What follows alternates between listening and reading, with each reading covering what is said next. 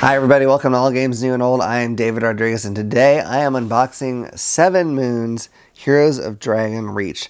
This is a Kickstarter that just came to me. I didn't even know it was on its way, actually. It just sort of showed up. I knew it had to be close, but I didn't get any kind of shipping notification or anything, so it was a little bit of a shock.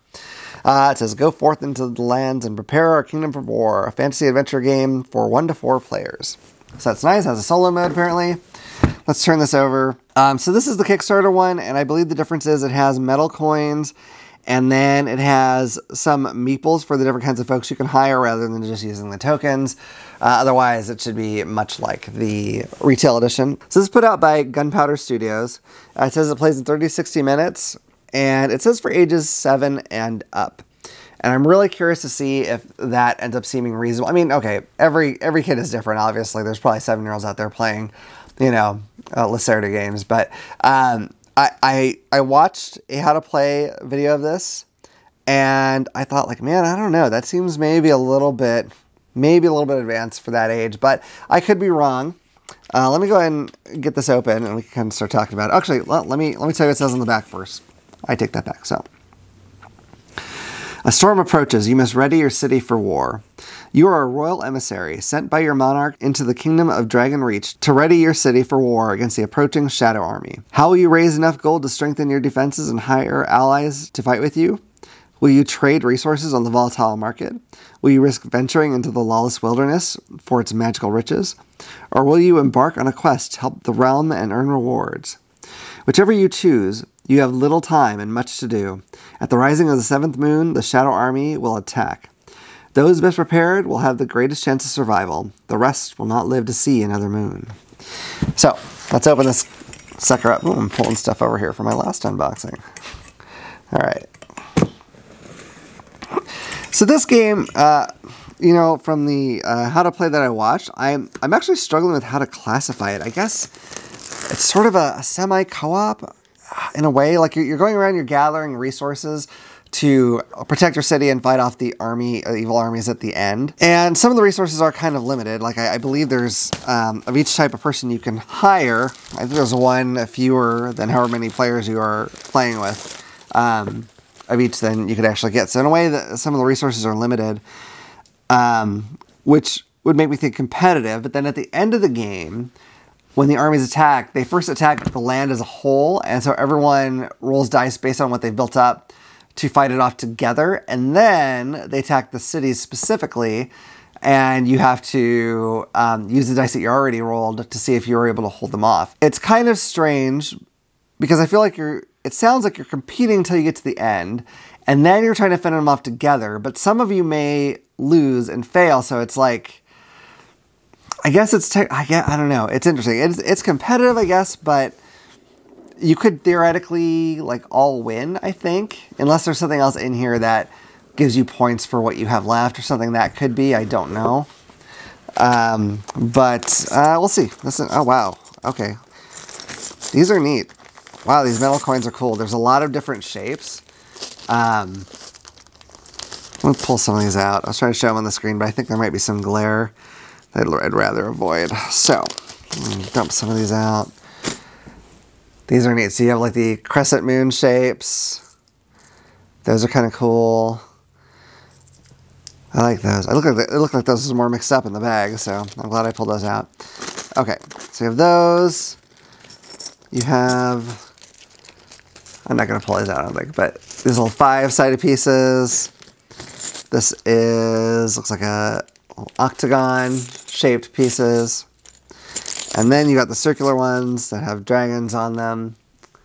Pretty neat. Again, that is stuff that's in the Kickstarter version and not, I don't believe, in the retail version, so that's going to be different. So we got these dice here, which I believe you pick a color. I don't know if it matters which color you pick based on your group or not. Here are the meeples that I mentioned that I believe you use instead of the tokens that usually represent the different sorts of warriors and other sorts of fighters that can help defend your city when the bad guys come.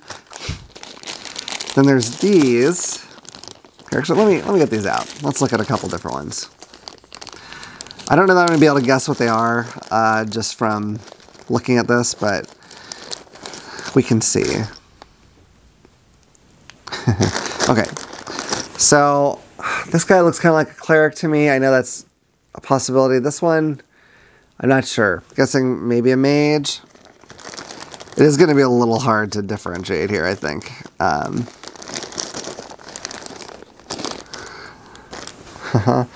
Yeah, see, I don't know. That one looks kind of like a witch to me, which might be exactly what it is. I'm not sure. There's a lot of stuff. This one is, I don't think, the same thing. This is a fire, looks like. So, oh. Here's a dude with a big hammer. So, all kinds of different stuff. I like the different shape meeples. That's nice. So these ones, I think, are in the regular game, or the non-Kickstarter version. These, let me pull out all of one color here. Let's get the green ones. So my understanding is you pull out all the ones of your color when you start, and you start off with just the regular human-looking one. And this really, I think, dictates your movement. I'm not sure exactly how it goes. The board is like a hex board. So you start with the human, and then you can upgrade to having a horse, which will let you move faster. And then you can upgrade to having a dragon, which lets you even have even more movement and can help defend your city when the time comes. So that's kind of fun. I feel like the dragon should be this big devastating thing, but I don't think it necessarily is. So here's a bunch of little tower pieces. Those are also things you can build up in your city to help protect it for the end game. And let's see. Nice little red bag. All right, let's get into these.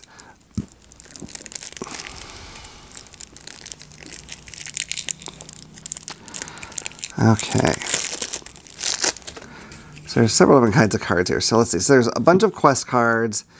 These are things that you can have or you can go on to help gain yourself treasure. I know there's two different kinds. There's quests and there's something else. And one of them is better but takes longer, and I can't remember what it is. So here's a reference card. Fairies. I'm not sure how those play into the game, but we'll find out eventually.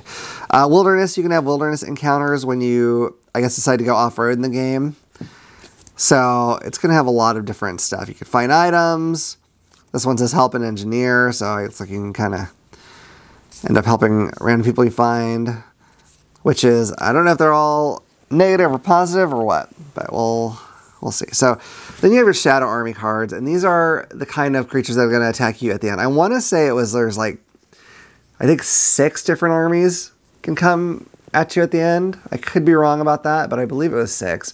Up in that region anyway, and you have to fight them off. And then each one has a certain type of helper that they're a little bit weak to. So I believe this one might be the warrior, I'm not sure. So you have the Minotaurs of the Underreach, the Revenant Army, Demon Acolytes. The art on here is really very cool. Ghost Walkers, Dark Angels of Chaos, Undead Legion, Spiders of the Dead Forest. Let's see.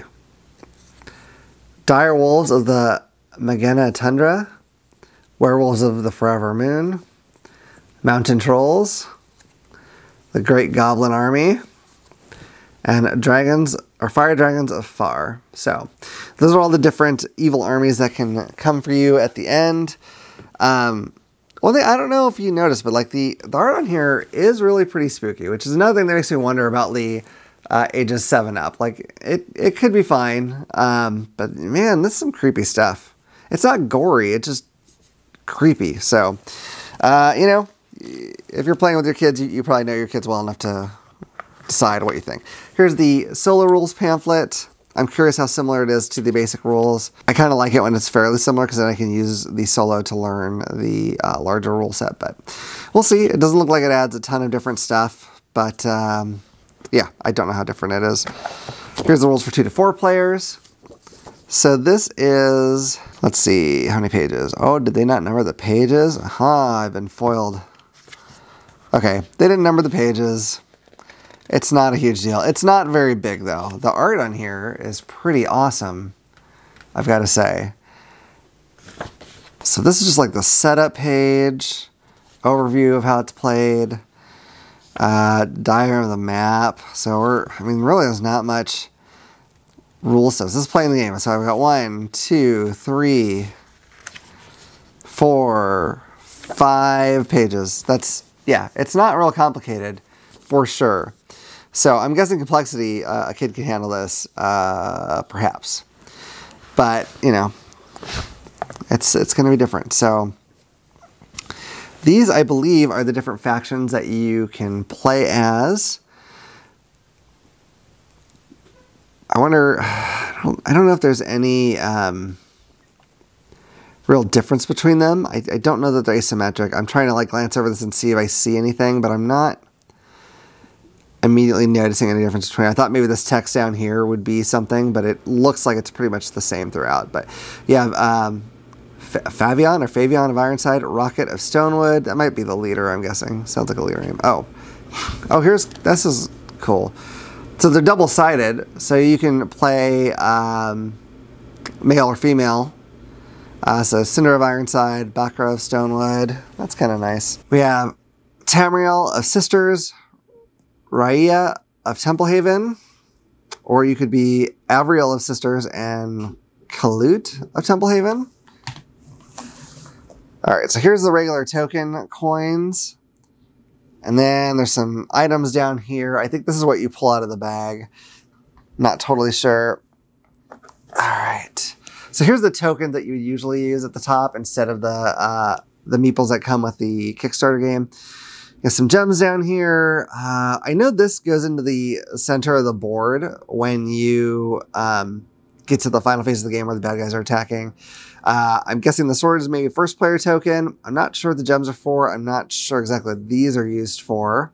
It might be just something you keep alongside you if you find it in the wilderness, but I'm not sure. Here we have tokens that have some of the resources that you can get in the game. So there's wood, stone, iron, and I'm not sure about the fires are probably something different. The gems are something different too, I think. Here's the little fairies that was mentioning. I actually don't know how those play into the game. I don't think the how to play video I watched had anything to do with that. But one of the things that I think is kind of interesting, if I remember right, every round you basically roll to see what the various resources are worth to sell. I think they always cost like 1 gold or something to buy, and then you can go specific places to sell them, and then every round the amount that they're worth changes. So that's kind of interesting. It's not really like, it doesn't work like a regular economy. It's fairly random, but it is kind of an interesting factor in the game. I'm curious to see if that's enjoyable. So we'll see. So let me get that. And then here, I'm certain is the board.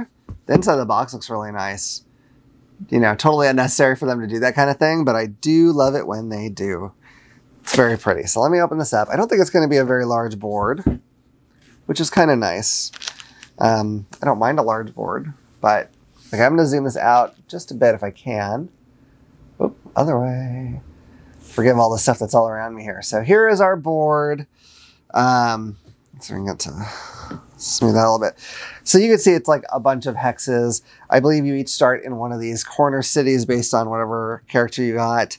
And then there's different areas where you can recruit different types of people and also sell different types of items. So that is basically what the board is like. Again, I know your movement is affected by if you've upgraded or not. I don't know what your movement is at base at any point yet, but you're basically moving around this board, you know, trying to get resources and trying to get defenses for your city up until the final round or final part of the game when the bad guys attack. So that's basically the deal. It looks pretty nice. I'm hoping that this is a fun game, and I'm hoping it is pretty easy for people to get the hang of, because I'd like to get my kids into a game sort of like this, so they can maybe eventually graduate onto games that are a little bit more complicated. But I think it looks really cool. I'm hoping to check it out soon. We'll see how that goes, but I'm really excited about this one. I think it'll be fun. I don't know. I feel like it maybe didn't clear its goal by a ton. So I don't know how many people actually ended up picking this up, but I hope it goes on to great success if it is worthy of it, which we'll find out eventually. But anyway, I hope that this unboxing has been helpful for you, or at least interesting. If it has, please hit like and subscribe and click the little bell icon so you can know about the next time I put out a video. Otherwise, I look forward to seeing you all around the table again at All Games New and Old. Bye.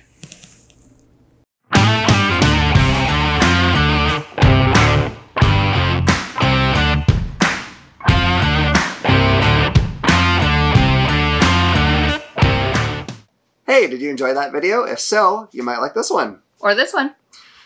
If you don't have time for either right now, go ahead and click this button to subscribe so you can watch the next thing we put out or some of our older stuff too. We'll see you around the table.